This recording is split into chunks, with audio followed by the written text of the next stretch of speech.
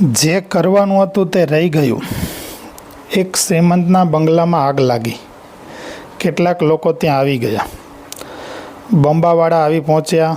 ત્યાં સુધીમાં આગ એટલી બધી ફેલાણી કે આગને કાબૂમાં કરવાનું શક્ય ન હતું.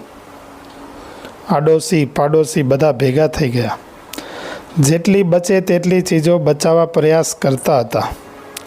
લોકો અંદર જાય, જે વસ્તુ મળે તે લઈને બહાર આવી જાય. ધીમે ધીમે આગ વધુ ફેલાવા લાગી. પેલો ધનવાન માણસ લમણે હાથ દઈને બેઠો હતો. આગમાં આખું મકાન ભડભડ બળવા લાગ્યું. તે જોયા પછી પેલો શ્રીમંત જોર જોરથી રડવા લાગ્યો, છાતી કૂટવા લાગ્યો. બધાને એમ થયું કે તેને માનસિક સંતુલન ગુમાવ્યું લાગે છે. લોકોને તેને ધીરજ આપવા લાગ્યા કે જે થવાનું હતું તે થઈ ગયું. તમે ધીરજ રાખો, અમે તમને જેટલી બનતી હતી તેટલી મદદ કરી. થોડી ઘણી વસ્તુ બચાવી છે. પેલો કહે કે તમારો આભાર, તમે આટલી વસ્તુ બચાવી, પણ મારો દીકરો અંદર સૂતેલો રહી ગયો. હું તે કહેવાનું સાવ ભૂલી ગયો. મારો દીકરો જીવતો સળગી ગયો. બધા આઘાતથી સ્તબ્ધ થઈ ગયા. માનવ માત્ર આ જ ભૂલ કરે છે. જળ પદાર્થો બચાવવામાં લાગી જાય છે. તે બચાવવા જતાં માલિક મરી જાય છે. તેમાં લોકમાં સળગતા સંસારમાં ધંધાનો વિકાસ કરી, બંગલા બાંધીએ, છોકરા પરણાવીએ, બધું કરીએ, પણ આત્મકલ્યાણ રૂપી કાર્ય તો બાકી રહી જાય છે.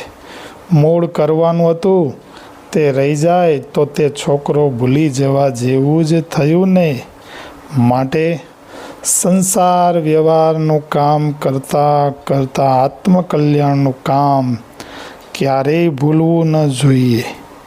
કારણ તમે ભાવે ભજી લ્યો ભગવાન, જીવન થોડું રહ્યું, કંઈક આત્માનું કરજો કલ્યાણ, જીવન થોડું રહ્યું.